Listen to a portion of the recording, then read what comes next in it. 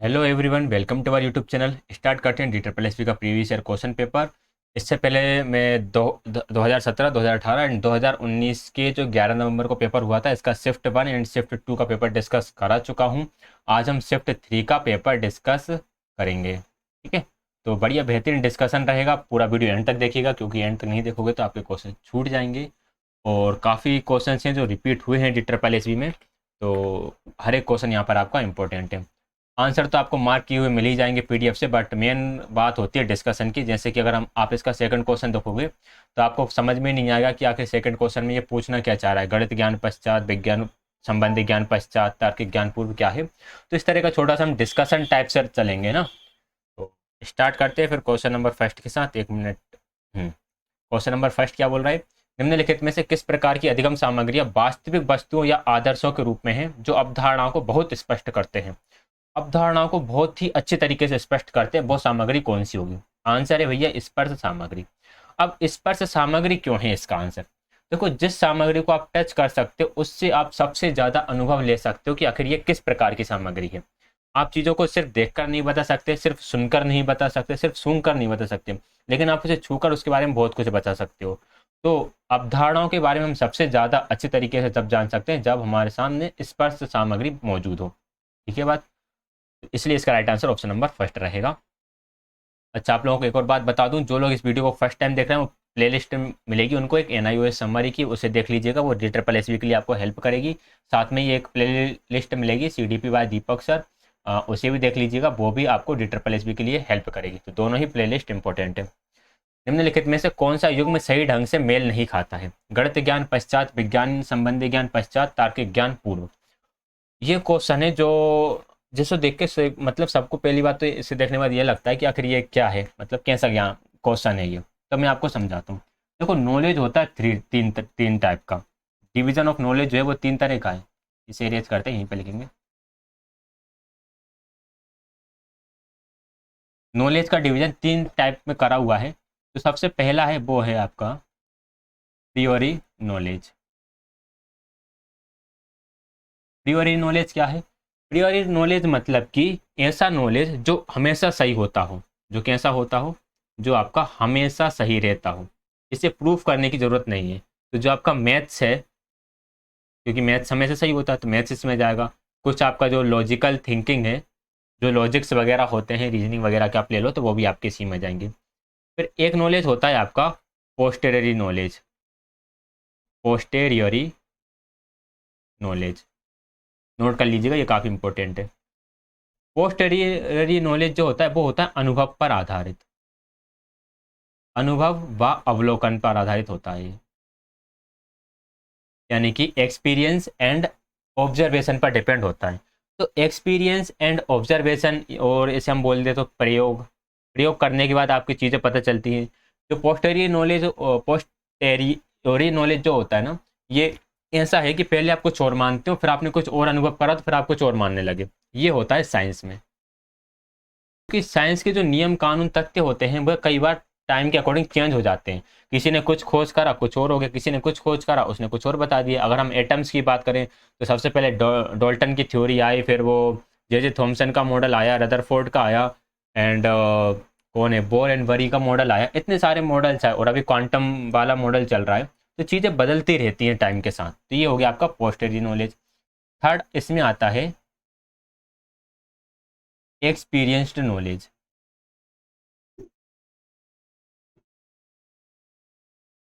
Experienced knowledge जो होता है ये हमेशा अस्थायी होता है। किसी व्यक्ति ने कुछ और एक्सपीरियंस करा, किसी व्यक्ति ने कुछ और एक्सपीरियंस करा, तो उसके आधार पर होता है, इसलिए ये हमेशा अस्थायी रहेगा। ठीक है। तो भाई मैथ्स जो है वो हमेशा स्थायी होता है, हमेशा सही कहलाएगा। तो ये तो आपका प्रीलियरी नॉलेज के अंदर आएगा। प्रीलियरी नॉलेज को हम बोल सकते हैं पूर्व ज्ञान, इसे हम बोल सकते हैं पश्चिम ज्ञान, बोल सकते हैं, मुझे एग्जैक्ट इसकी हिंदी पता नहीं है। और इसे हम बोल सकते हैं अनुभवात्मक ज्ञान। अनुभवात्मक ज्ञान। ठीक है। तो गणित का ज्ञान कौन सा होगा? गणित का ज्ञान तो आपका पूर्व वाला होगा। विज्ञान का ज्ञान विज्ञान का पश्चिम वाला होगा, बिल्कुल सही है। तार्किक ज्ञान पूर्व वाला होगा, बिल्कुल सही है। तो करेक्ट, जो इनकरेक्ट स्टेटमेंट है वो कौन सा है? ऑप्शन नंबर फर्स्ट ही है। तो right answer option number first रहेगा, केवल एक। ठीक। आगे बढ़ेंगे नेक्स्ट क्वेश्चन की तरफ। क्वेश्चन नंबर थर्ड है, निम्नलिखित में से कौन सा कारक बच्चों में अभिवृत्ति के विकास को प्रभावित नहीं करता है? घर करेगा, विद्यालय करेगा, घर का समान समूह भी करेगा, राष्ट्रीय संस्थान का इस पर कोई प्रभावित नहीं पड़ता। क्वेश्चन नंबर 4 है, निम्न में से कौन सा या कौन से कथन सही है? पदानुक्रमित जाति शिक्षा प्रणाली से निम्न जाति के बहिष्कार को बढ़ावा दे सकती है। बोली जाने वाली भाषा को विद्यालय में निर्देशन के माध्यम से एक निर्धारणात्मक भूमिका निभानी चाहिए। कौन से स्टेटमेंट सही है ये बताना है। पदानुक्रमित जाति शिक्षा प्रणाली, बिल्कुल सही बात है। अगर आप जाति के हिसाब से शिक्षा दोगे तो निम्न जाति का बहिष्कार इससे तो होगा। जैसे कि पहले के टाइम पे होता था ब्राह्मणों को, हालांकि मैं किसी जाति के खिलाफ नहीं बोला, लेकिन कुछ इस तरह से होता था, सिर्फ वेदों को पढ़ना या संस्कृत पढ़ना सिर्फ ब्राह्मणों को काम होता था, बाकी छोटी जात के लोग नहीं पढ़ते थे। बट आज के टाइम पे तो ये सब कुछ बदल चुका है, सब समान है। और बोली जाने वाली भाषा को विद्यालय में निर्देश के माध्यम से एक निर्धारणात्मक भूमिका निभानी चाहिए, ऐसा कोई बिल्कुल जरूरी नहीं है। बोली जाने वाली भाषा जस्ट आप बोलचाल में यूज़ करते हो, वह कोई भूमिका निभाए, ऐसी कोई ज़रूरी नहीं है। यानी कि जिस जिस भाषा में आप बोल रहे हो वही विद्यालय में चल रही हो, ऐसा ज़रूरी नहीं है। बट ये है कि आप उसे फैसिलेट करोगे, मतलब उसे आप एकदम इग्नोर नहीं करोगे। तो right answer option number first रहेगा, दोनों ही स्टेटमेंट सही है। क्वेश्चन नंबर 5 है, बी एस गुहा के अनुसार भारतीय जनसंख्या में निम्नलिखित में से कौन सी नस्लीय तत्व पाए जाते हैं? अब भारतीय जनसंख्या में कौन से नस्लीय तत्व हैं ये बताना है हमें, ठीक है। तो वो भारतीय जनसंख्या में लगभग 5 तरह के नस्लीय तत्व माने गए हैं, जिसमें नॉर्कोडिक है, एंड इसमें आपका एक तो मैंगोलॉइड भी है, एंड इसमें आपका नेग्रिटो भी है, और पश्चिमी ब्रोसेफेलस, पश्चिमी ब्रोसेफेलस ये भी है। और इसमें एक और ऐड कर लो आप, एक मिनट, कौन सा छूट रहा है इसमें, मैंगलोइड हो गया है, हाँ इसमें एक और आता है आपका मेडिटेरेनाई, जो मेडिटेराइन लाइन है ना उस पर रहने वाले टाइप से आप ले सकते हो। तो ये 5 तरह की नस्ल पाई जाती है, नॉर्डिक, पश्चिमी ब्रोसेलस, पश्चिमी ब्रोसेलस मतलब वेस्टर्न ब्रोसेलस, एंड मंगोलॉइड, नेग्रिटो, और 5वीं आपकी ये हो जाती है मेडिटेरियन, ठीक है। तो ये 5 तरह की नस्ल पाई जाती हैं भारतीय जनसंख्या में। तो right answer option number first रहेगा, चारों तो हैं, 5वीं भी नोट कर लेना। क्वेश्चन नंबर 6 है, निम्नलिखित में से कौन सा एक प्रकार का एक पाठ्यक्रम का प्रकार नहीं है? देखिए पाठ्यक्रम जो होता है वो होता है 4 प्रकार का। 4 प्रकार कौन कौन से हैं?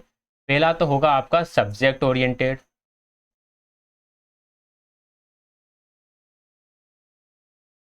फर्स्ट होता है सब्जेक्ट ओरिएंटेड। फिर एक होता है आपका इसमें सब्जेक्ट ओरिएंटेड हो गया, एक होता है कॉम्पिटेंसी बेस्ड। कॉम्पिटेंसी बेस्ड जिसे हम बोल रहे थे क्षमता आधारित, तो वैसे आधारित क्षमता आधारित हो गया। एक हो गया आपका, सॉरी सी आएगा यहाँ पर, एक होता है आपका एक्सपीरियंस बेस्ड, और एक होता है कोर करिकुलम,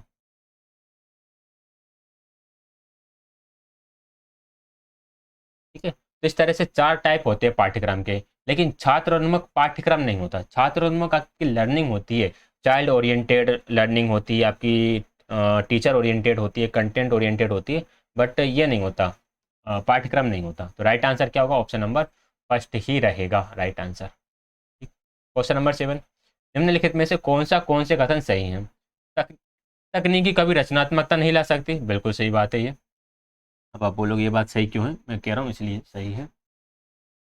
वर्तमान दौर शिक्षा तकनीकी पर अत्यधिक बल देती, दोनों ही सही है। तकनीकी कभी रचनात्मकता नहीं लाती, मतलब क्रिएटिविटी नहीं लाती। तकनीकी तकनीकी में आप ये बोल सकते हो कि आपको चीज़ें एज इट इज़ मिल जाती हैं, तो बच्चा कुछ क्रिएटिव नहीं सोच पाता, ठीक है। तो तकनीकी रचनात्मकता नहीं लाती, ये बात सत्य है बिल्कुल।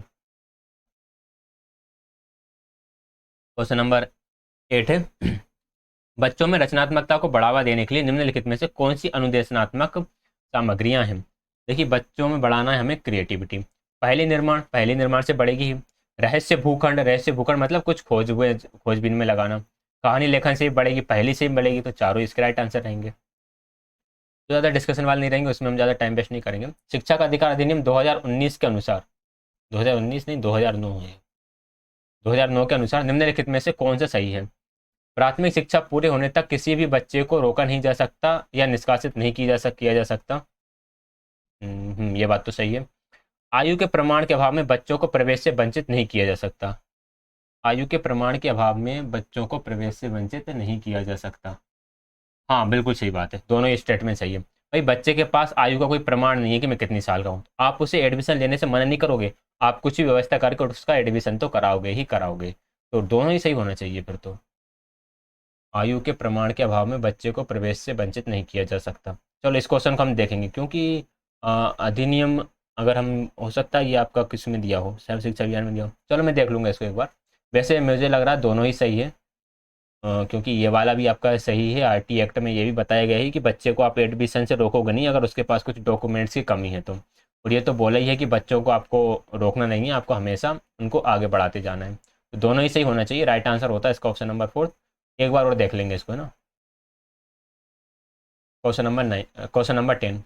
1944 में गांधी जी द्वारा प्रस्तावित शिक्षा योजना के अनुसार निम्नलिखित में से कौन सा सही नहीं है। 207 वर्ष तक की प्री स्कूलिंग की बात गांधी जी ने करी है। पूरे समुदाय की प्रौढ़ शिक्षा की बात गांधी जी ने करी है। बेसिक स्कूलिंग की बात गांधी जी ने करी है। 14 से 22 वर्ष तक पोस्ट बेसिक शिक्षा की बात गांधी जी ने नहीं करी उनकी बेसिक शिक्षा योजना में। राइट आंसर ऑप्शन नंबर 4 रहेगा। क्वेश्चन नंबर 11 है, निम्नलिखित में से कौन सा मानव संबंध तृतीय संबंध के अंदर आता है, यानी कि थर्ड रिलेशन कौन सा है। देखिए जो फर्स्ट रिलेशन होता है वो डायरेक्ट होता है आपके माता पिता से और आपके भाई बहन से। माता पिता और भाई बहन जो है वो आपके फर्स्ट रिलेशन में आते हैं। सेकंड रिलेशन में आपके जो मामा मामी हो गए, जो आपकी बुआ हो गई, जो आपके चाचा हो गए, ये सारे आ जाते हैं। फिर आता है आपका थर्ड रिलेशन जिसमें आपके मित्र यार दोस्त वगैरह आ जाते हैं। Right answer option number first रहेगा, जो मित्र हैं वो आपके थर्ड रिलेशन के अंदर आएंगे। भतीजा जो है वो सेकंड में आएगा। माता जी जो है वो फर्स्ट वाले में आएंगे। चाचा जी जो है वो सेकंड वाले में आएंगे। Question number 12। निम्नलिखित में से कौन सा पक्ष शिक्षक के सामान्य व्यवहारों में से नहीं है जो उत्तेजनाओं भिन्नताओं के अंतर्गत आता है। शिक्षा के सामान्य व्यवहारों में से एक नहीं है, कौन सा पक्ष है जो शिक्षक के सामान्य व्यवहारों में से एक नहीं है। मानसिक व्यवहार में परिवर्तन, ये तो सामान्य व्यवहार है। शिक्षक के हाव भाव, भाषा पैटर्न में परिवर्तन, मुद्राओं में परिवर्तन। सामान्य, हाँ देखो शिक्षक के हाव भाव तो जनरली होते ही हैं। भाषा पैटर्न में परिवर्तन ये भी सामान्य व्यवहार के अंदर ही आएगा। एंड मुद्राओं में परिवर्तन, टीचर जो कभी किसी तरह से खड़ा कभी किसी तरह से खड़ा, ये भी उसका सामान्य व्यवहार है। लेकिन यदि वो अपने मानसिक स्टेट ही चेंज कर लेता है, उसका मेंटल बिहेवियर चेंज कर लेता है, तो ये आएगा यार, ये तो कोई मतलब बड़ा परिवर्तन हो गया शिक्षक के अंदर। तो right answer option number first ही रहेगा। क्वेश्चन नंबर 13 है, निम्नलिखित में से कौन सा चिंतन के उपकरण है। चिंतन के उपकरण माइंड मैप्स तो है ही, CORT भी है, इसको कल जो लास्ट पेपर था उसमें मैंने बहुत अच्छी तरीके से बताया है। जो CORT होते हैं आपके शायद 6 या 7 प्रकार के होते हैं सभी के बारे में। अवधारणा ये भी है, तो राइट आंसर ऑप्शन नंबर 5 होगा। पियाजे के अनुसार निम्नलिखित में से कौन से संज्ञानात्मक विकास के चरण हैं। औपचारिक संक्रियात्मक चरण बिल्कुल है। संवेदी मोटर अवस्था ये भी है। पूर्व चलन अवस्था ये भी है। कॉन्क्रीट संचालन अवस्था ये भी है। टाइम लिख देता हूँ, ये होती है आपकी 0 से 2 वर्ष, ये होती है आपकी 2 से 7 वर्ष, ये होती है 7 से 11, और ये होती है 11 से 14, 12 से 15 भी आ जाता है ये कभी कभी। और जो पूर्व प्राथमिक बच्चे जो होते हैं, जो हम बोल सकते हैं प्राथमिक विद्यालयों के जो बच्चे होते हैं, वो कौन सी अवस्था में होते हैं, वो कॉन्क्रीट ऑपरेशन स्टेज यानी कि पूर्व मूर्त संक्रियात्मक अवस्था में होते हैं। ये एग्जाम में क्वेश्चन आ चुका है, ध्यान रखिएगा। ऑप्शन नंबर 3 इसका राइट आंसर रहेगा। क्वेश्चन नंबर 15 है, निम्नलिखित में से क्या रचनात्मकता को बढ़ावा देने के तरीके हैं। उपमाओं के उपयोग से प्रोत्साहन, बिल्कुल सही बात है। जिज्ञासाओं को हतोत्साहित तो नहीं करना है। बढ़ावा देना ठीक है। सकारात्मक प्रभाव बढ़ाना ठीक है। तीनों से ही आपकी रचनात्मकता बढ़ेगी, सेकंड वाले को छोड़कर। क्वेश्चन नंबर 16 है, 6 थिंग्स हेड्स के अनुसार निम्नलिखित में से कौन सा रंग आशावाद या लाभों पर ध्यान देता है। 6 थिंग्स हेड दिए गए थे, जो एडवर्ड डी वानो ने लेटरल थिंकिंग की बात करी थी, वहीं पर ये दिए गए थे। तो हम जरा देख लेते हैं भाई क्या किसके बारे में क्या क्या है। तो आशावाद और लाभ की जो बात करता है वो तो आपका पीला हेड करता है। हरा हेड जो है वो बताता है सृजनात्मकता का, सृजनात्मकता। ठीक। काला हेड है, काला हेड बताता है निर्णय। इसका आप सावधान याद रखो, सावधानी से याद भी रहेगा। ब्लैक यानी डेंजर का साइन, कुछ इस तरह से याद रखो। तो सावधानी और तर्क ले सकते हैं हम इसमें। नीला हेट जो है, नीला हेट बताता है, नीला हेट बताएगा आपका प्रक्रिया का चिंतन के बारे में, प्रक्रिया के चिंतन के बारे में। पीला हेट आशावाद और लाभ पे हो गया। फिर एक था सफ़ेद हेट जिसे हम बोलते हैं वाइट हेट। वाइट हेट बताता है आपका सूचना सूचना तथ्य के बारे में। तो सफ़ेद हो गया, हरा हो गया, पीला हो गया, काला हो गया, नीला हो गया। एक और होता है लाल। लाल हेट बताता है आपकी संवेदना और भावना। तो ये 6 हेटों का काम है, याद रखिएगा। एडवर्ड डिवानो की लेटरल थिंकिंग से ये जुड़े हुए हैं।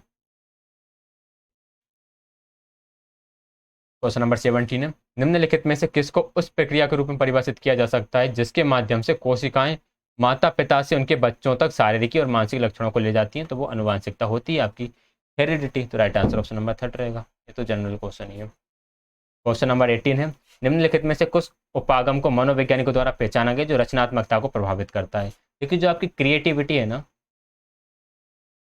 क्रिएटिविटी क्रिएटिविटी को 4P कारक प्रभावित करते हैं, जिसके बारे में हमने शायद पहले भी डिस्कशन करा हुआ है।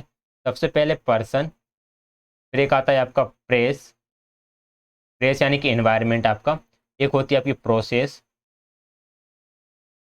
और एक होता है आपका प्रोडक्ट। ठीक है, तो ये 4 चीजें हैं जो रचनात्मकता को प्रभावित करती हैं, जिन्हें हम बोलते हैं 4P अप्रोच या 4P उपागम। पर्सन यानी कि व्यक्ति, प्रेस यानी कि वातावरण,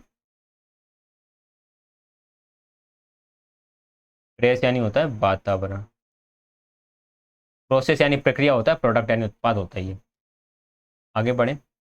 किस समाजशास्त्री ने यह देखा कि शिक्षा प्रभावी वर्ग की संस्कृति को बनाए रखती तथा इस परिदृश्य को सांस्कृतिक पुनरुत्पादन कहते हैं? इस परिदृश्य को सांस्कृतिक पुनरुत्पादन कहते हैं। ये स्टेटमेंट पियरे बोर्डियू ने कहा है, याद रखिए। क्वेश्चन नंबर 20 है, किस संशोधन ने भारतीय संविधान में पंचायती राज्यों को जोड़ा गया है? पंचायती राज्य जो जोड़े गए हैं वो जोड़े गए हैं आपके 73वें संविधान संशोधन के द्वारा। अब आते हम नेक्स्ट सेक्शन की तरफ, यानी 20 क्वेश्चन हमारे कंप्लीट हो चुके हैं।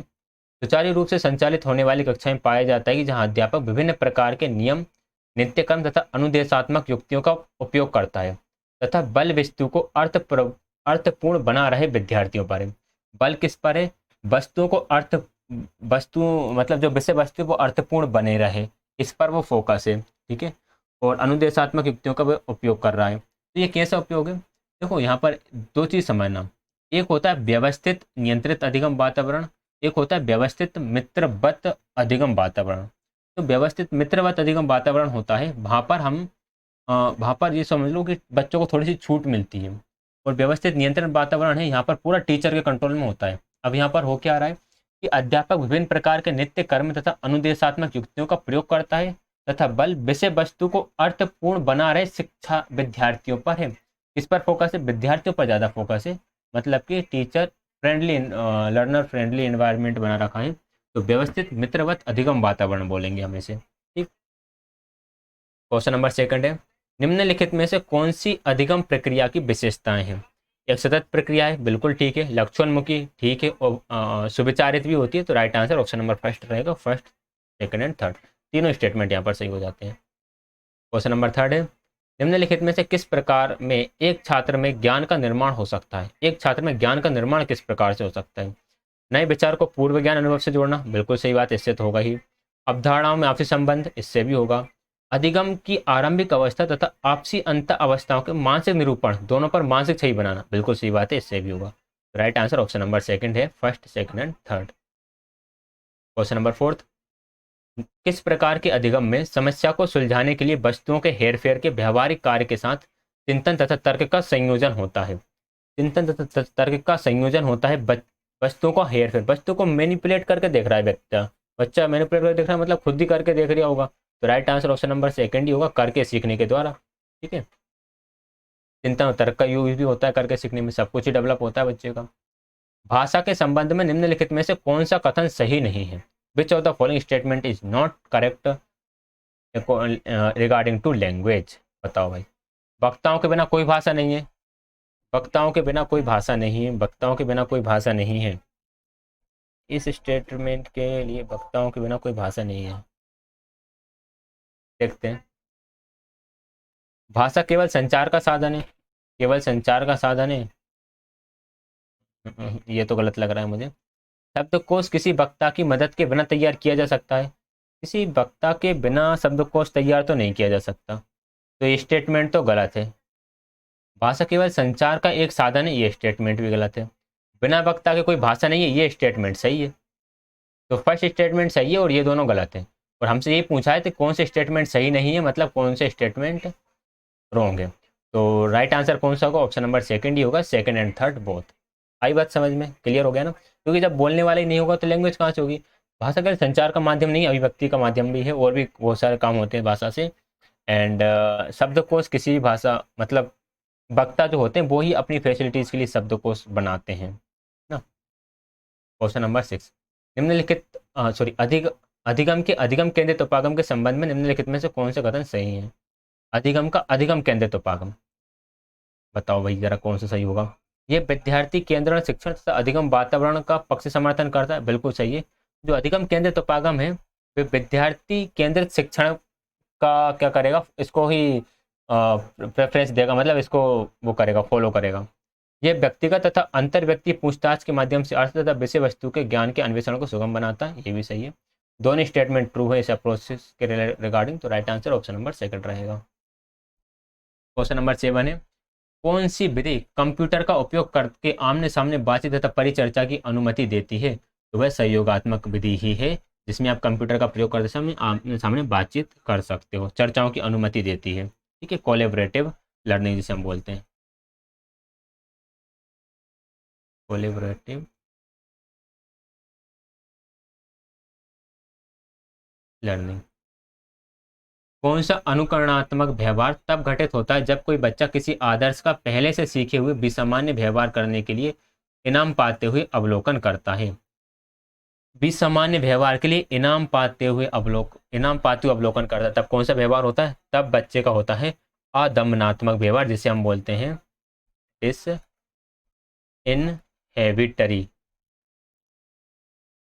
इनहेबिटरी इफेक्ट। इसके बारे में लास्ट वीडियो में मैंने बताया था। डिसइनहिबिटरी इफेक्ट में जब कोई असामान्य व्यवहार कर रहा है और उसको किसी तरह का रिवार्ड मिल रहा है, तब ये वाला इफेक्ट होता है। इनहिबिटरी इफेक्ट यानी कि दमनात्मक प्रभाव, जब उस व्यक्ति को दंड दिया जाता है तब होता है। प्रकटीकरण व्यवहार, मैच में एक ने ताली बजी उसे देखकर सब बजाने लगे, तो वो प्रकटीकरण व्यवहार होता है। आदर्शी व्यवहार, बच्चा डायरेक्ट सीधा किसी को ऑब्जर्व करता है तब होता है, जिसे हम मॉडलिंग इफेक्ट बोलते हैं। क्वेश्चन नंबर 9, निम्नलिखित में से कौन सा भारत में विद्वान एक भाषा परिवार नहीं है। तो अफ्रीकी एशियाई भारत में विद्वान एक भाषा परिवार नहीं है। द्रविड़, इंडो आर्यन, सॉरी तिब्बती बर्मन, ऑस्ट्रो एशियाई और इसके साथ साथ इंडो आर्यन, ये चारों ही भाषिक परिवार हैं। क्वेश्चन नंबर 10 है, कौन सा अधिगम उपागम एक छोटे समूह का उपागम है जिसमें लोकतांत्रिक प्रक्रिया, व्यक्तिगत जवाबदेही, समान अवसर तथा सामूहिक परितोषित निहित है। तो वह है सहकारी अधिगम में। सहकारी अधिगम में तो भाई मतलब सब बच्चे एक दूसरे पर डिपेंडेंट रहेंगे, हर एक की जवाबदेही रहेगी। ठीक है, सामूहिक परितोषित से समझ में आ गया, सहकारी होगा। क्वेश्चन नंबर 11 है, व्याख्यान विधि का सफलतापूर्वक उपयोग किया जा सकता है। तथ्यात्मक जानकारी प्रदान करने, बिल्कुल ठीक है, ओनली आपको फैक्ट से बताना, व्याख्या का उपयोग करो। उच्च कक्षाओं के लिए संक्षिप्तीकरण तथा पुनरावृत्तिकरण, बिल्कुल ठीक है। सिद्धांत चीज़ों की व्याख्या करने के लिए जिसे प्रदर्शित नहीं किया जा सकता, बिल्कुल सही बात है। जिससे आप बच्चों के सामने प्रेजेंट नहीं कर पा रहे तो उसके लिए आप किसका यूज़ करोगे, व्याख्या के माध्यम से समझाओगे। तो option number 11, option number 3। Question number 12 है, शिक्षण की कौन सी विधि अधिगम उद्देश्य को प्राप्त करने के लिए सबसे उपयुक्त तरीका ढूंढने के बारे में है। सबसे उपयुक्त तरीका ढूंढने के बारे में कौन सी विधि है।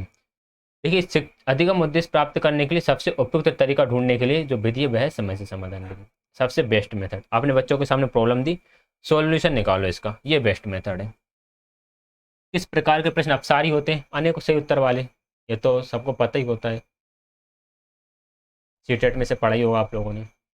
कुछ सम संख्या दी हुई है 16, 18, 24, 32, 46, 80। यदि आपने विद्यार्थी को दी गई कोई भी दो संख्याओं का योग करने के लिए कहते हैं तो प्रत्येक स्थिति में उन्हें एक सम संख्या ही मिलेगी। अतः इस प्रकार के विभिन्न उपयोगों का अध्ययन करके यह निष्कर्ष निकालते हैं कि किन्हीं दो संख्याओं का योग हमेशा सम ही होता है। इस प्रकार का अवलोकन है, पहले आप एग्जाम्पल पर जा रहे हो, एग्जाम्पल से आपने एक रूल बना लिया कि दो संख्याओं का सम हमेशा सम संख्या ही होता है। तो ये होता है हमारा आगमनात्मक तर्क, जिसे हम बोलते हैं reasoning. Right answer option number first रहेगा। क्वेश्चन नंबर 15 है, जब हम किसी से बात करते हैं तो निम्नलिखित में से कौन से कारक हमारी पसंद के शब्दों को प्रभावित करते हैं? संदर्भ, जलवायु, जिस व्यक्ति से हम बात कर रहे हैं वह, या फिर बातचीत का स्थान।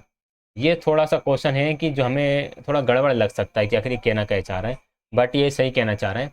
देखिए, हमारी पसंद के शब्दों से क्या प्रभावित होगा? जिस संदर्भ में हम बात कर रहे हैं वो बात प्रभावित होगी, जिस व्यक्ति से हम बात कर रहे हैं वो भी हमारे शब्दों से प्रभावित होगा, बातचीत का स्थान वो भी प्रभावित करेगा। अच्छा, हमारी पसंद के शब्दों को प्रभावित करेगा, ठीक है, सही बात है। मतलब कि मैंने क्वेश्चन थोड़ा उल्टा पढ़ लिया था। हमारी पसंद के शब्दों को प्रभावित करेगा। हम अपनी पसंद के शब्दों को कब यूज़ करते हैं? व्यक्ति के अनुसार यूज़ करते हैं, स्थान के अनुसार यूज़ करते हैं, और किस संदर्भ में बात कही जा रही उसके अनुसार चूज़ करते हैं। जलवायु के हिसाब से तो करते नहीं है कि कहीं जम्मू कश्मीर जैसे ठंडे जगह पे कुछ अलग शब्द यूज़ करोगे आप, तमिलनाडु जहाँ पे थोड़ी गर्मी ज़्यादा होती है वहाँ पे अलग शब्द यूज़ करोगे, अगर आप बीच में एमपी में आ गए तो ना आप ज़्यादा ठंडे हो ना ज़्यादा गर्म हो तो आप अलग शब्द को यूज़ करोगे। जलवायु का इस पर कोई प्रभाव नहीं पड़ता, कहने की बात यह है। Right answer option number second ही रहेगा, फर्स्ट, सेकंड एंड फोर्थ। निम्नलिखित में से कौन सा कथन प्रेक्षण व्यवहार पर निर्भर अनुकूलन के बारे में सही है? शास्त्रीय अनुकूलन स्वाभाविक व्यवहार के लिए अनुकूलन है, सक्रिय अनुकूलन प्राप्त किए गए व्यवहार के लिए अनुकूलन है। दोनों स्टेटमेंट यहाँ पर गलत है, ठीक है। जो शास्त्रीय अनुकूलन होता है वह होता है व्यवहार किए गए अनुकूलन के लिए, कि जो आप करते हो, जैसे कुत्ते को खाने को देखकर लार आना, खाने को देखकर उसने व्यवहार किया कि लार आ गई। सक्रिय अनुकूलन होता है हमारे स्वाभाविक व्यवहार के लिए, जो हम डेली करते हैं तो करते ही हैं। जैसे चूहा हाथ पैर चलाता है तो चलाता ही है, ठीक है। अब हाथ पैर चला रहा है वो तो खुलकर, अब हो सकता है लीवर पर हाथ दब गया, खाना आ गया, तो उसे तो फिर आपने उसके व्यवहार को परिवर्तित करा। यार, चूहे को तो मजा आ गया, हाथ पैर चलाने से पहले कुछ नहीं मिलता, तब खाना मिल रहा है। इस तरह से आई बात समझ में? 1 मिनट रुकिएगा, वो पानी पी रहा हूँ मैं।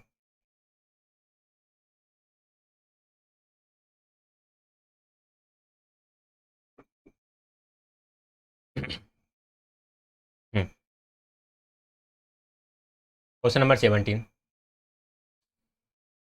गार्डनर के अनुसार किस प्रकार की बुद्धिमत्ता व्यक्तियों को उच्च स्तरीय शारीरिक संचालन, नियंत्रण तथा अभिव्यक्ति का उपयोग करने के योग्य बनाती है? गार्डनर के अनुसार उच्च स्तरीय शारीरिक संचालन, बॉडी काइनेस्थेटिक, यानी कि शारीरिक गतिशीलता। Option number second right answer है, इजी है ये तो। क्वेश्चन नंबर 18, प्राथमिक विद्यालय स्तर के लिए अधिगम का निम्नतम स्तर MLL, minimum level of learning, निम्नलिखित में से विद्यालय के किस विषय में निर्धारित किया गया? 3 विषयों में निर्धारित किया गया था इसे, कौन कौन से?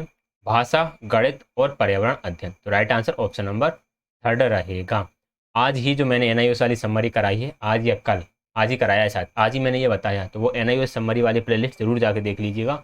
जितना आप लेट होगे उतनी ज़्यादा उसमें वीडियो बढ़ जाएंगी, फिर आपको लगेगा कि यार इतना सारा कंटेंट कैसे कवर करें। क्वेश्चन नंबर 19 है, कक्षा में अनुशासनहीनता को रोकने के लिए अध्यापक द्वारा कौन सी युक्ति अपनाई जा सकती है?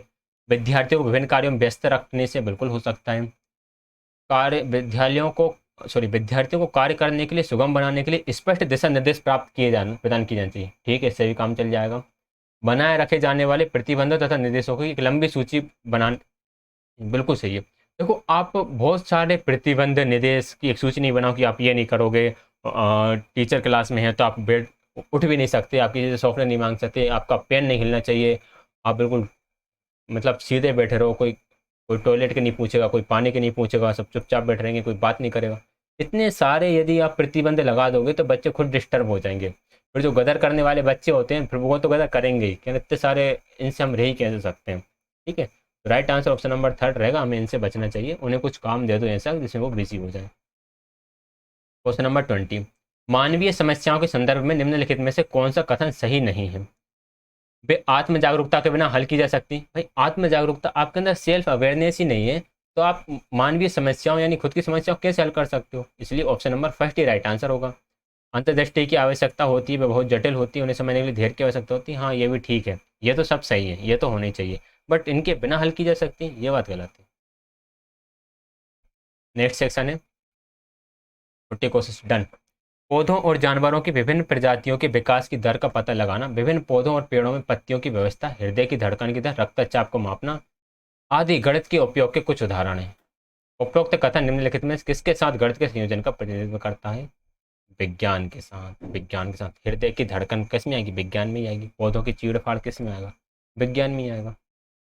Choose the word is opposite in the meaning to the given word. Uniform, uniform का अपोजिट क्या होगा?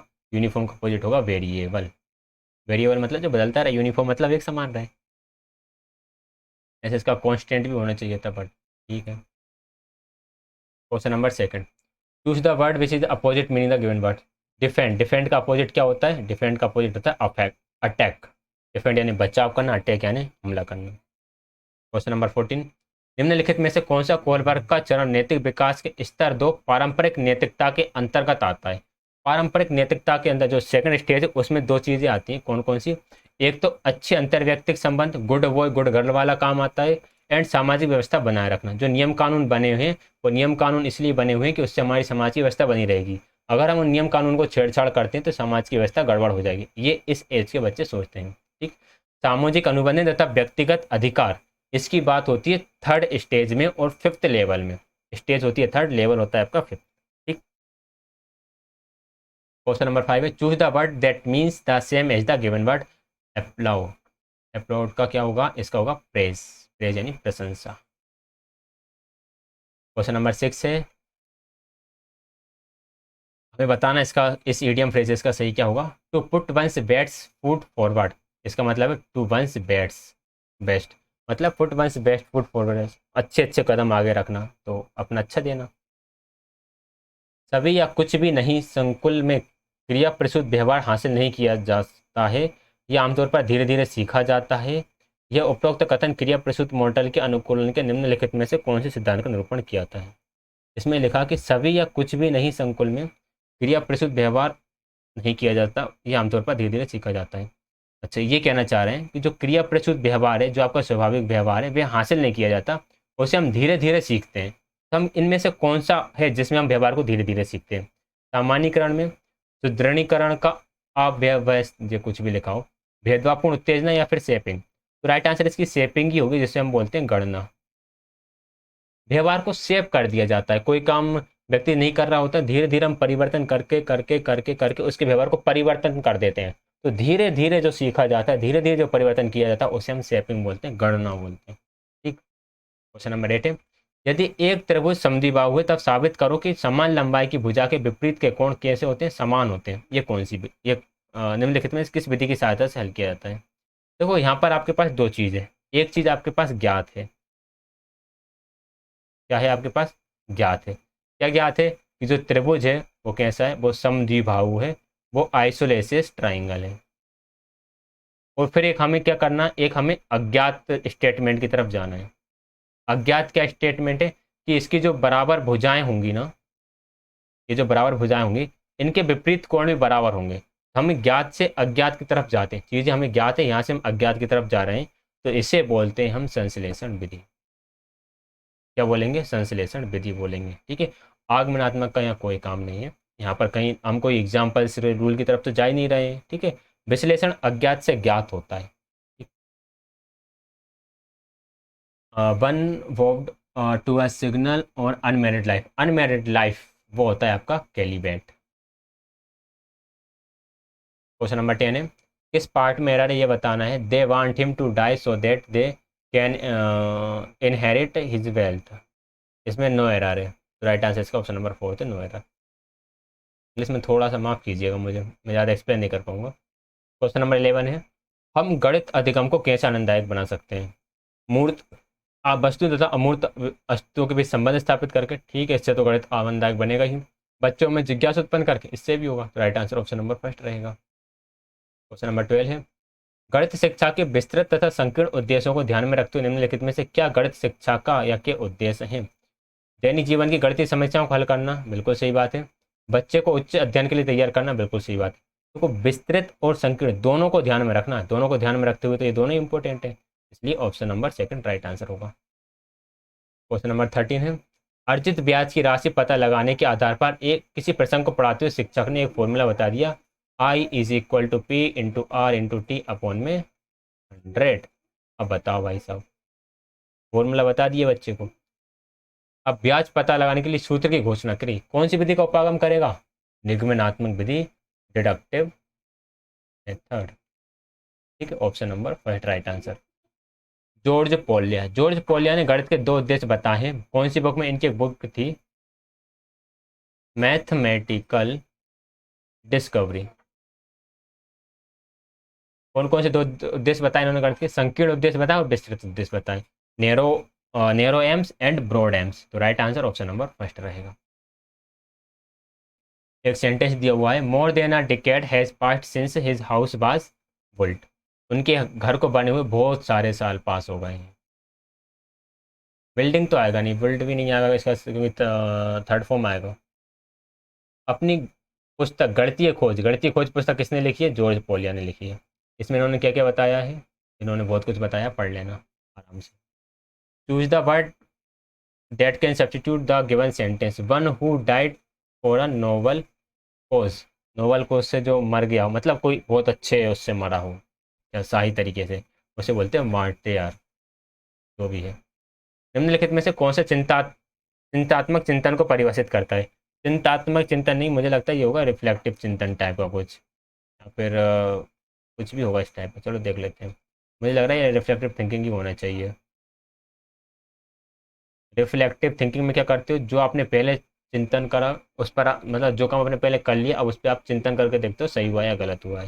जैसे बच्चों को पढ़ाने जाते हैं ना क्लास में, जैसे मैंने पेपर सॉल्व करा दिया, फिर मैं बाद में सोच कर देखूंगा कि यार मुझसे कहीं मिस्टेक तो नहीं हुई, मैं स्कोर कैसे इम्प्रूव कर सकता था। यार बीच में मैंने 10 बार लाइक शेयर का तो बोले नहीं, क्या पता कोई करेगा कि नहीं करेगा। तो ये है रिफ्लेक्टिव चिंतन। ठीक है, वैसे ये मैं मजाक कर रहा था। हम बात करेंगे रिफ्लेक्टिव चिंतन को परिभाषित कौन कर सकता है। विभिन्न मूर्त तरीकों से विचारों के अनुभव के माध्यम से मूर्त सामग्री के प्रयोग द्वारा अधिगम। विभिन्न मूर्त तरीकों से विचारों के अनुभव के माध्यम से मूर्त सामग्री के साथ प्रयोग के द्वारा अधिगम। यानी कि पहले आपने कुछ काम करा होगा, अब आप उसे विभिन्न मूर्त तरीकों से विचारों के अनुभव के माध्यम से मूर्त सामग्री के साथ प्रयोग के द्वारा अधिगम। और सेकंड है, मूर्त सामग्री की आवश्यकता के बिना विचारों के साथ तर्क करने के योग होना। ये सही है ऑप्शन नंबर सेकंड, जो मैं आपको बता रहा था। जैसे कि आप मान लो क्लास में गए और आपने कुछ पढ़ा दिया, क्या पढ़ा दिया? रेस्पिरेशन पढ़ा दिया। ठीक है, रेस्पिरेशन पढ़ा दिया, और किसी ने पानीपत का फर्स्ट बैटल पढ़ा दिया होगा। अब आप घर पर आकर देखते हो, यार पानीपत का जो बैटल पढ़ाया था ठीक है, इब्राहिम लोदी था, बाबर था, 1526 में हुआ था, लेकिन यार मैं इसमें कुछ और चीज़ बता सकता था। मैं इब्राहिम लोदी के बारे में थोड़ा और बता सकता था, बाद में और जो लड़ाई हुई तो उसके बारे में बता सकता था। एंड अहमद शाह लोदी के बारे में बता सकता था कि बाद में फिर उनके बीच में लड़ाई होती है।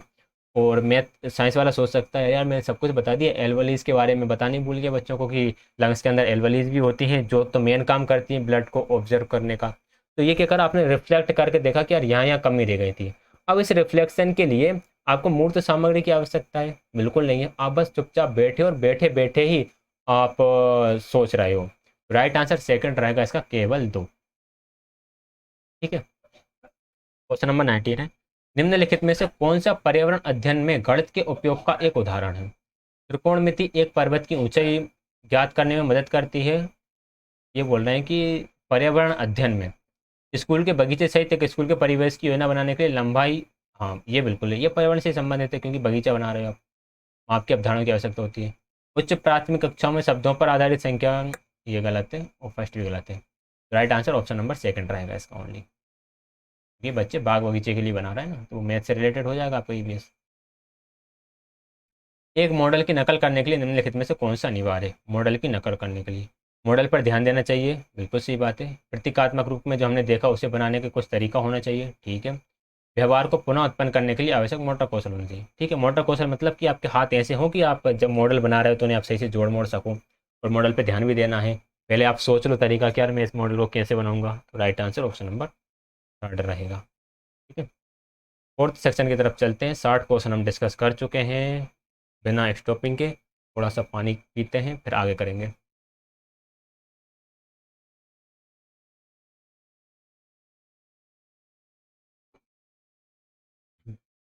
चलो, निम्नलिखित में से कौन सा या से समावेशी शिक्षण वातावरण सुनिश्चित करने के लिए बच्चों के साथ तय किए जाने वाले कुछ सिद्धांत या मूल सिद्धांत हैं? बच्चों को अपनी आवाज़ उठानी या चिल्लाना नहीं चाहिए।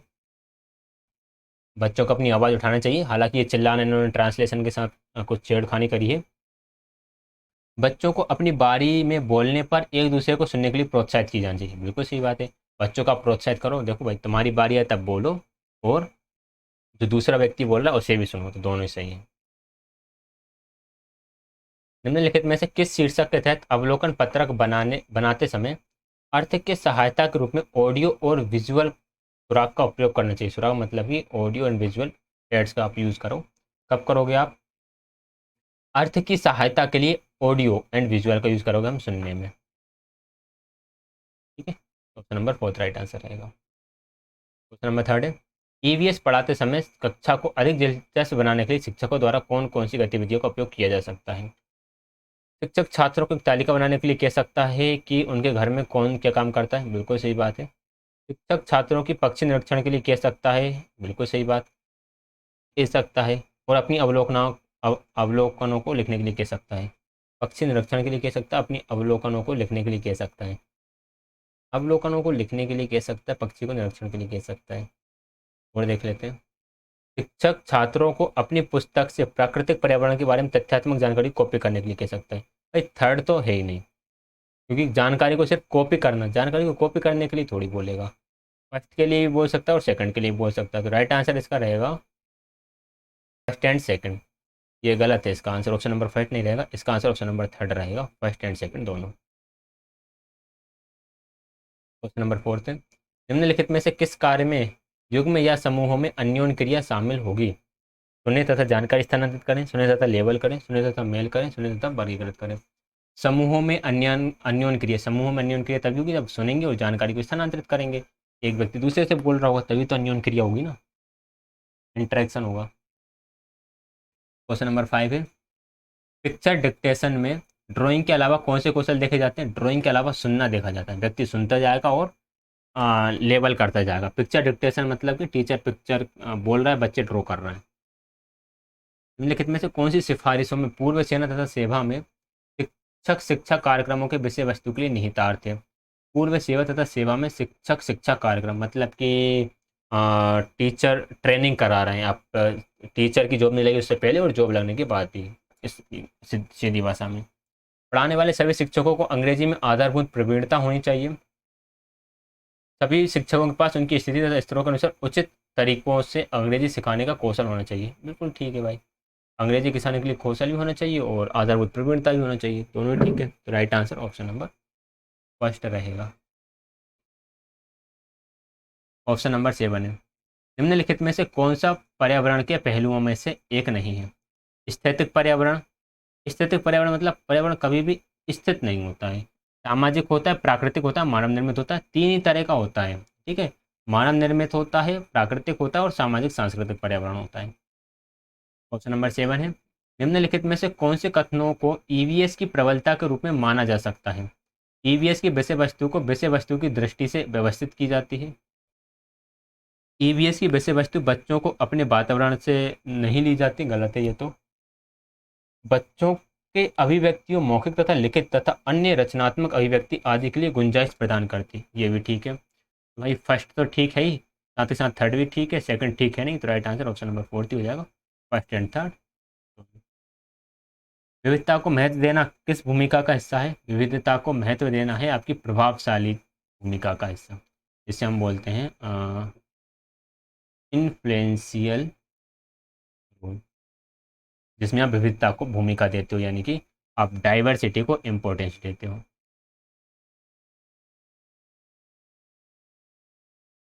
बोधन की जांच करना, शब्दों के क्रम को समझना को क्या कहा जाता है? बोधन की जांच करना तथा शब्दों को क्रम, बोधन को जांच करना मतलब कि जो कॉम्प्रीहेंशन से दिए जाते हैं ना इंग्लिश में, इंग्लिश बड़ा गोडी जी का एक क्वेश्चन है, तो इसको क्या कहा जाएगा? स्पीच बबल से चित्रों को मिलाना, चित्रों को मिलाने का काम भी नहीं है। कथनों की जांच करना भी नहीं होता इसमें। शब्द भंडार प्रॉम्प्ट कार्ड का उपयोग भी नहीं होता। शब्दों को पढ़ना और वाक्य बनाने के लिए उन्हें पुनः व्यवस्थित करना, ये इसका राइट आंसर रहेगा, option number fourth. Panel graph का कार्य करने के लिए, प्रदर्शित करने के लिए क्या उपयोगी है? वर्ड कार्ड उपयोगी है। ये कंप्यूटर से रिलेटेड क्वेश्चन है, तो आप जस्ट इसे याद रख सकते हैं। पैनल ग्राफ बनाने के लिए वर्ड कार्ड यूज रहेगा। कौन सा एक चक्षुष समर्थन है? चक्षुष मतलब जिसे आप देख सकते हो, तो मास्क को भी देख सकते हो और चुंबक को भी देख सकते हो, दोनों ही आंखों से रिलेटेड कहने का मतलब। क्वेश्चन नंबर 13, निम्नलिखित में से कौन सी गतिविधियां ईवीएस के शिक्षार्थियों को समूह कार्य तथा समूह अधिगम में प्रोत्साहित करने में मदद करता है? कौन सी गतिविधियां ईवीएस के शिक्षार्थियों को समूह कार्य तथा समूह अधिगम में प्रोत्साहित करने के लिए मदद करता है? कौन कौन करेगा? ईवीएस के प्रसंग पर समूह चर्चा, बिल्कुल ये तो करेगा ही। ईवीएस के किसी भी प्रसंग पर परीक्षा, किसी भी प्रसंग पर परीक्षा तो नहीं। मुहर का संग्रह प्रसंग पर किसी भी थीम पर परियोजना, ये गलत है। Option number first right answer रहेगा। समूह चर्चा ही तो समूह अधिगम को प्रोत्साहित करेगा। 14 है, निम्नलिखित में से कौन सी कहानी सुनाने की तकनीक को अनदेखा किया जा सकता है? बच्चों के लिए कहानी पढ़ते समय उन्हें फर्श पर बैठाएं। अब बच्चे कहीं भी बैठे उससे क्या मतलब है, इसे अनदेखा कर सकते हैं। उदाहरण के बारे में टिप्पणी करें, विद्यार्थियों का ध्यान केंद्रित करने के लिए इंगित करें, इसे अनदेखा आप बिल्कुल नहीं कर सकते। ये तो इंपॉर्टेंट पॉइंट है। आंगिक अभिनय, मूक अभिनय और चेहरे के भाव का प्रयोग, इसे भी आप अनदेखा नहीं कर सकते, ये भी इंपॉर्टेंट पॉइंट है। छोटे सत्रों से शुरू करें, उनसे बहुत अधिक मांग नहीं करते, उनसे आपको मांग रखना है बच्चों से। उस चार तीनों को ही आप अनदेखा नहीं कर सकते। फर्स्ट वाले को अनदेखा कर सकते हैं कि बच्चे फर्श पर बैठे हैं कि टेबल कुर्सी पर बैठे हैं। लिखने की प्रक्रिया को अच्छी चीज़ क्यों मानते हैं? क्योंकि इसमें ज़्यादा से ज़्यादा सेंस इन्वॉल्व होती है आपकी। ये अधिगम प्रक्रिया में एक और भौतिक आयाम जोड़ देता है। आपकी जो अधिगम हो रही थी वो कैसे हो रही थी? वो सबसे पहले आपकी लिसनिंग से हो रही थी, फिर स्पीकिंग से हो रही थी, फिर रीडिंग से हो रही थी, और आपने राइटिंग और जोड़ दिया। तो एक और आयाम को जोड़ दिया आपने इसमें। मेटा कॉग्निटिव रणनीतियों के में क्या शामिल है? अधिगम की योजना बनाना शामिल है इसमें, ठीक है। कल्पना करना या हाइपोथेसिस शामिल है, दोनों ही शामिल है। मेटा कॉग्निशन मतलब कि परासंज्ञान, यानी कि आप अपने ही जो आपका जो कॉग्निशन है इसी के बारे में सोच रहे हो, अपने ही संज्ञान के बारे में सोच रहे हो। मैं जो सोच रहा हूँ वो सही सोच रहा हूँ या नहीं सोच रहा हूँ? कुल मिलाकर जो हम सोच रहे हैं उसके बारे में सोचते हैं। ईवीएस पाठ्य योजना बनाते समय निम्नलिखित में से कौन से पहलू महत्वपूर्ण होता है? उन शिक्षण अधिगम विधियों का और उपागमों के आधार पर ईवीएस योजना को डिजाइन करें जो कक्षा में वास्तविक जीवन के अनुभवों को लाने में मदद करें, बिल्कुल ठीक बात है। ईवीएस के लिए मूल्यांकन की योजना को शिक्षकों की क्षमता, उनके सामाजिक और अधिगम संदर्भ पर अधिक ध्यान केंद्रित करना चाहिए, ये भी ठीक है। बेहतर परिणाम के लिए कुछ अधिगम विधियों का उपयोग करें, ये भी ठीक है। वैसे तो बेहतर परिणामों के लिए कुछ अधिगम विधियों का उपयोग करें, बट इन्होंने तो answer option first and second ही माना है। फर्स्ट एंड सेकंड तो सही है, ये तो कोई दिक्कत वाली बात नहीं है। बेहतर परिणाम के लिए कुछ अधिगम विधियों का उपयोग करें, ये भी ठीक था थर्ड वाला। इसे थोड़ा देखना पड़ेगा क्योंकि यहाँ पर आंसर है फर्स्ट एंड सेकंड दोनों। थर्ड को इन्होंने इग्नोर कर रखा है। थर्ड को इग्नोर क्यों कर रखा है, इसलिए हमें थोड़ा सा देखना पड़ेगा इसे, ठीक है। कुछ अधिगम विधियों का उपयोग करें, या फिर हो सकता है यहाँ पर इंग्लिश में इसका ट्रांसलेशन कुछ और हो, कि सिर्फ ऐसा हो शायद कुछ ही अधिगम विधियों का प्रयोग करें इस तरह से। कंप्यूटर सत्र में चरण एक को क्या कहते हैं? चरण एक को कहते हैं सबसे पहला चरण, तो ये होता है आपका कंप्यूटर टैबलेट या मोबाइल सत्र से पहले का चरण, जिसमें जस्ट आप इंट्रोडक्शन देते हो बच्चों को। निम्न में से कौन से मानदंड संज्ञानात्मक और सांस्कृतिक दोनों पहलू के अंतर्गत आते हैं? संज्ञानात्मक और सांस्कृतिक दोनों पहलू के अंतर्गत आती है आपकी शैक्षिक क्षमता, ठीक है। जो एजुकेशनल पोटेंशियल है ना आपका,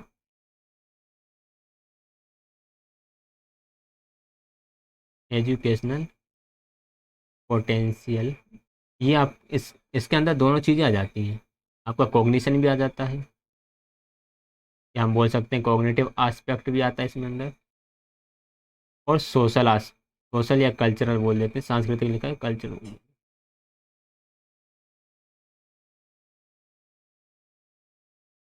कल्चरल एस्पेक्ट भी आता है, दोनों ही एस्पेक्ट इसके अंदर आ जाते हैं। एरिक्सन के सिद्धांत का एक स्टेज सिद्धांत होने के पीछे क्या कारण है? एरिक्सन के सिद्धांत का एक स्टेट सिद्धांत होने के पीछे क्या कारण है? एक स्टेज सिद्धांत होने के पीछे क्या कारण है, ये कैसा क्वेश्चन है? ऑप्शन पढ़ लेते हैं। चरण गुणात्मक रूप से विभिन्न व्यवहार प्रदर्शन को संदर्भित करते हैं, बिल्कुल ठीक है। गुणात्मक रूप से हर एक जो व्यवहार है उसका पैटर्न बताया ही है। चरण सामान्यतः मुद्दों का वर्णन करते हैं, ठीक है। चरण एक अपरिवर्तनीय अनुक्रम लाते हैं, ये भी सही है कि अपरिवर्तनीय अनुक्रम मतलब कि ऐसा नहीं होगा पहले बच्चा फिफ्थ स्टेज में पहुंच गया और कोई सा बच्चा पहले सिक्स में पहुंच गया, फिर कोई सेकंड में आ रहा, कोई थर्ड में आ रहा है, सबका एक ही क्रम पे चलते हैं। तो तीनों ही राइट आंसर है इसका, option number first second and third. यहाँ पे ट्रांसलेशन एरर है कुछ, है ना, हिंदी में। एक टेढ़ी लाइन खिंच जाती है, रुको जरा, भी ठीक नहीं है वैसे, ठीक है चला लेते काम। चलो 80 questions complete. Question number first, उपलब्धता के आधार पर निम्नलिखित में से कौन सा इतिहास का एक स्रोत नहीं है? पुरातात्विक स्रोत, मौखिक परंपराएं और साहित्यिक स्रोत। और एक है साक्षी खाते। देखो क्वेश्चन में क्या बोला गया। क्वेश्चन में बोला गया है उपलब्धता के आधार पर। जो इतिहास के स्रोत होते हैं वो तीन तरह के होते हैं। कौन कौन से होते हैं? एक तो होता है basic of availability. Basic of availability मतलब कि जो चीज़ हमारे पास अवेलेबल है, जिसमें आर्कोलॉजिकल सोर्स हो सकते हैं, लिटरली सोर्स हो सकते हैं, ओरल ट्रेडिशन से सोर्स हो सकते हैं। फिर एक होता है हमारा बेसिक ऑफ एविडेंस। दो तरह के होते हैं, एक बेसिक ऑफ अवेलेबिलिटी और basic of evidence. Basic of evidence मतलब कि प्रमाण के आधार पर। प्रमाण के आधार पर जो स्रोत होते हैं, इसमें आते हैं आपके, या तो वो व्यक्ति उस टाइम पर उस जगह मौजूद हो, या फिर कोई उसका विटनेस हो, या तो पर्सन जो है, पर्सन प्रेजेंट हो इवेंट पर, या फिर क्या बोल सकते हैं, कोई उसका आई विटनेस हो। आई विटनेस मतलब हम कह सकते हैं कि जिसने ये इवेंट होते हुए देख रखा हो। ठीक है। तो बेसिक ऑफ अवेलेबिलिटी में कौन कौन से आ जाएंगे? बेसिक ऑफ अवेलेबिलिटी में पुरातात्विक स्रोत आ जाते हैं, यानी आर्कोलॉजिकल स्रोत आ जाते हैं। मौखिक परंपराएं यानी कि ओरल ट्रेडिशनल्स आ जाते हैं।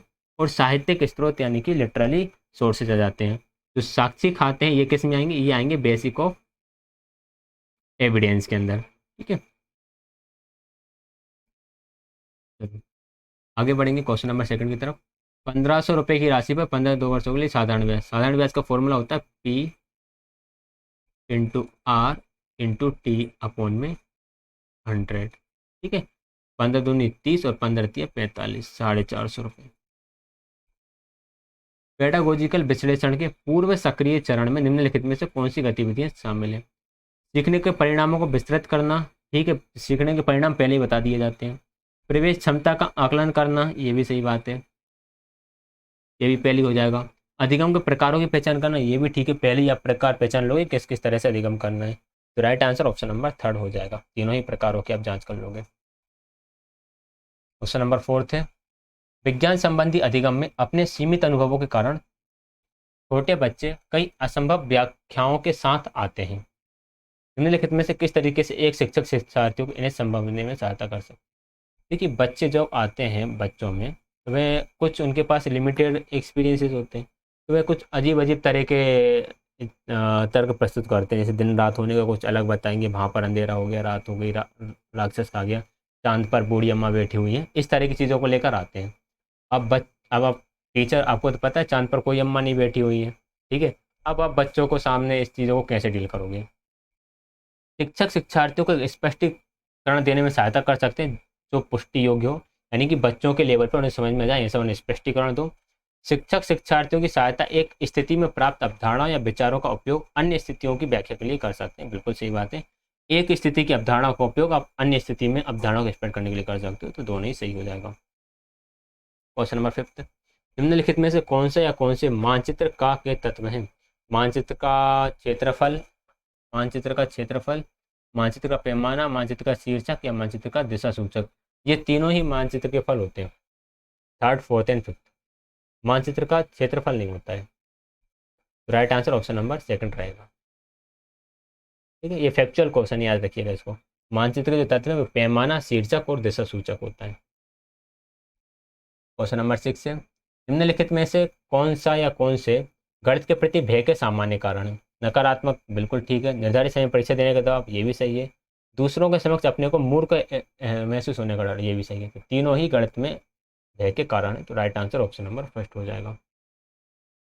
नियोजित पाठ्यक्रम के मूल्यांकन में शिक्षक द्वारा क्या भूमिका निभाई जाती है? शिक्षक को आवश्यक रूप से औपचारिक मूल्यांकन के परिणामों की रिपोर्ट करनी चाहिए। शिक्षक को मूल्यांकन के परिणामों और प्रगति की ग्रेडों को छात्रों के साथ साझा करनी चाहिए, ये तो ठीक है। आवश्यक रूप से औपचारिक मूल्यांकन के परिणामों की रिपोर्ट करनी चाहिए, ये भी ठीक है। तो राइट, दोनों ही सही है। Right answer option number third हो गया, फर्स्ट एंड सेकंड दोनों। निम्नलिखित में से क्या विज्ञान की प्रक्रिया की विशेषताएं हैं? विज्ञान की प्रक्रिया की विशेषताएं कौन कौन सी हैं? विज्ञान का ज्ञान उन पदार्थों के नमूनों जो कि सार्वजनिक जांच के लिए सुलभ हैं के अवलोकन पर आधारित है। विज्ञान विभिन्न भागों में आगे बढ़ता है, भले ही इसका उद्देश्य प्रकृति के विभिन्न पहलुओं की एक व्यवस्थित और व्यापक समझ प्राप्त करता है। विज्ञान का उन पदार्थ नमूनों की सार्वजनिक जांच के लिए सुलभ है जो अवलोकन पर आधारित है। बिल्कुल ठीक है, जो अवलोकन पर आधारित है उनकी जांच आराम से की जा सकती है।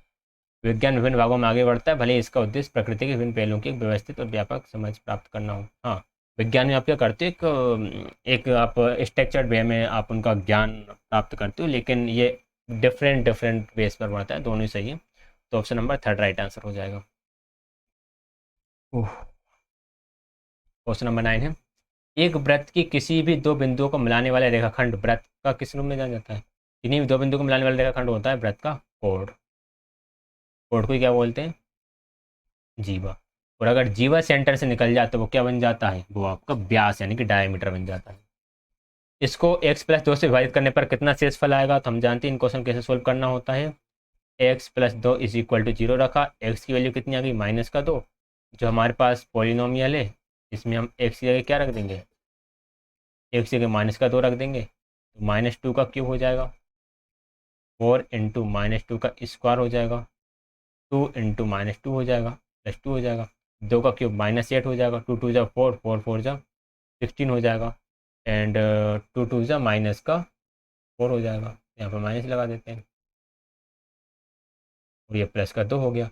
8 और 4 -12, 16 और 2 +18, माइनस करोगे तो 6 बचेगा।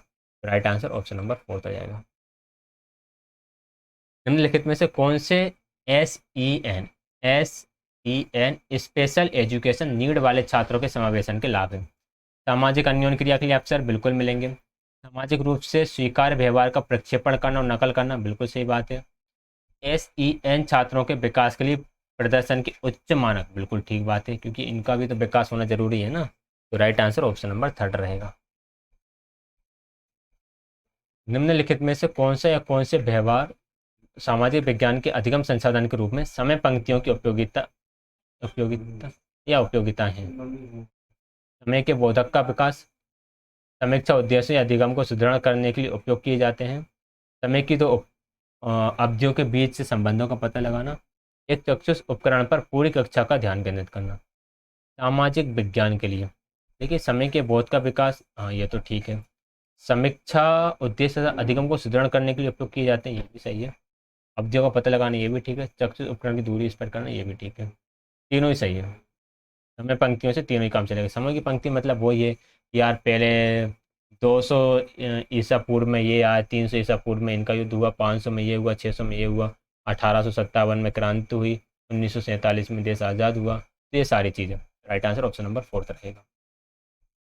राष्ट्रीय पाठ्यक्रम की रूपरेखा NCF 2005 के अनुसार नागरिक शास्त्र को उच्च प्राथमिक स्तर पर सामाजिक विज्ञान के पाठ्यक्रम में किस अधिगम क्षेत्र से प्रस्तावित किया गया है। तो ध्यान रखिएगा, जो नागरिक शास्त्र है ना आपका, उससे प्रस्तावित किया गया है आपका सामाजिक विज्ञान और राजनीतिक विज्ञान, सोशल एंड पॉलिटिकल स्टडी से, SP से प्रस्तावित किया गया, याद रखिएगा। निम्न में से कौन सा सही है। समावेशी और एकीकृत शिक्षा समान है, गलत बात। एक समान नहीं, अलग अलग है दोनों। दोनों में हालांकि हम बैठाते इकट्ठे ही हैं, बट समावेशी शिक्षा में हम विद्यालय में या वातावरण में परिवर्तित करते हैं, जबकि एकीकृत शिक्षा में हम जो एक समान धारा होती है, मेन स्ट्रीम जो हम बोलते हैं, उसी में ही उनको शिक्षा जारी रखते हैं, किसी तरह का हम परिवर्तन नहीं करते। भारत में विशेष आवश्यकता वाले बच्चों को विकलांग बच्चों के रूप में माना जाता है। हाँ, माना जाता है, होते नहीं है बट माना जाता है। तो राइट आंसर ऑप्शन नंबर 1 हो जाएगा। क्वेश्चन नंबर 15, निम्नलिखित में से कौन सा आमतौर पर चित्रों पर आधारित होता है। चित्रों पर आधारित कौन सा होता है। सुनना तथा वर्गीकृत करना आमतौर पर चित्रों पर आधारित होता है। सुनते जाओ और वर्गीकृत करते रहो, डिफ्रेंशिएट करते रहो, क्लासीफाई करते रहो। ठीक है। क्वेश्चन नंबर 16, निम्नलिखित में से किस तरीकों से पैटर्न सीकिंग जांच विधि निष्पक्ष परीक्षण जांच विधि से भिन्न है। पैटर्न सीकिंग विधि निष्पक्ष परीक्षण से विधि से किस तरह से अलग है। पैटर्न सीकिंग में शिक्षक आसानी से चरों का हेरफेर कर उन्हें नियंत्रित कर सकता है। इसमें यहाँ ट्रांसलेशन थोड़ा सा एरर है ना, क्योंकि वे प्राकृतिक प्रणालियों के साथ काम कर रहे होते हैं। ठीक है, पैटर्न सीकिंग जब अच्छी है तो हम उसी में हेरफेर या उन्हें नियंत्रित कर सकते हैं, तो इसे हम पॉजिटिव भी मानेंगे। पैटर्न सीकिंग में नमूनों के भीतर प्राकृतिक भिन्नता के लिए ध्यान रखते हुए एक उपयुक्त नमूना आकार का चयन करने के बढ़े हुए महत्व को विद्यार्थियों को ध्यान में रखना चाहिए। ये भी ठीक ही लग रहा है मुझे। ऑप्शन नंबर 3 राइट आंसर हो जाएगा। थोड़ा ट्रांसलेशन एरर है, इसलिए मैं इसे थोड़ा ज़्यादा एक्सप्लेन नहीं कर पा रहा हूँ।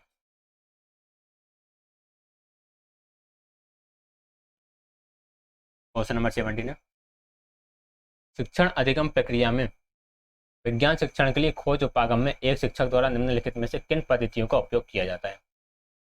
विज्ञान शिक्षण के खोज उपागम में किसका उपयोग करेगा? खुली खोज विधि करेगा बिल्कुल भाई, guided discovery method, deductive discovery method, तीनों डिस्कवरी मेथड का यूज करेगा। फर्स्ट राइट आंसर हो जाएगा। निम्नलिखित में से कौन से कथन सही है? समाजमती पद वो होते हैं जिनके बीच गुणनखंड समान नहीं होते, नहीं ये गलत है। विजातीय पद भी होते हैं जिनके बीच गुणनखंड समान होते हैं, ये गलत है। देखो ये लिखा हुआ है 2x² + 3x + 4, ये कौन सा है? ये आपका समजातीय है, यानी इसमें पूरे वेरिएबल सेम है। और एक और लिखा हुआ है आपके पास 2x + 3y + 4z, ये विजातीय है। क्यों है? क्योंकि इसमें सब अलग अलग है, लेकिन यहाँ पर उन्होंने उल्टा लिखा था। तो राइट आंसर ऑप्शन नंबर 3 हो जाएगा, ना तो एक ना ही दो। किस प्रणाली को द्रव्यमान मात्रा के लिए 7 इकाइयों वाले अंतर्राष्ट्रीय रूप में स्वीकार किया गया है? जो मीट्रिक प्रणाली है उसे इसमें स्वीकार किया गया है। निम्नलिखित में से कौन सा विषय विशुद्ध सामाजिक विज्ञान की श्रेणी के अंतर्गत शामिल किया जा सकता है? सामाजिक विज्ञान के अंदर शामिल मनोविज्ञान को नहीं किया, दर्शन को नहीं किया जा सकता, नीति शास्त्र नहीं किया जाता। लोक प्रशासन जो है ना, इससे हम सामाजिक विज्ञान के अंदर शामिल कर सकते हैं। तो ये हमारे 100 क्वेश्चंस होते हैं कंप्लीट। ठीक है, डिस्क्रिप्शन में जो वीडियोस दी हुई हैं उन्हें, वीडियोस के लिंक दी हुई है उन्हें देखना नहीं भूलिएगा। DETRPLSP के लिए काफ़ी हेल्प करेंगे आपको। कोई भी यदि आपको डाउट रहता हो आप वीडियो की ड्यूरेशन के साथ कमेंट कर सकते हैं। एंड टेलीग्राम चैनल ज्वाइन कर लीजिएगा, वहाँ पर आपको इसका PDF मिल जाएगा। एंड वीडियो पसंद आया तो वीडियो को लाइक शेयर, चैनल को सब्सक्राइब। एंड कोई भी डाउट हो तो उसके लिए कमेंट करें। क्लास ज्वाइन करने के लिए आप सभी का बहुत बहुत धन्यवाद।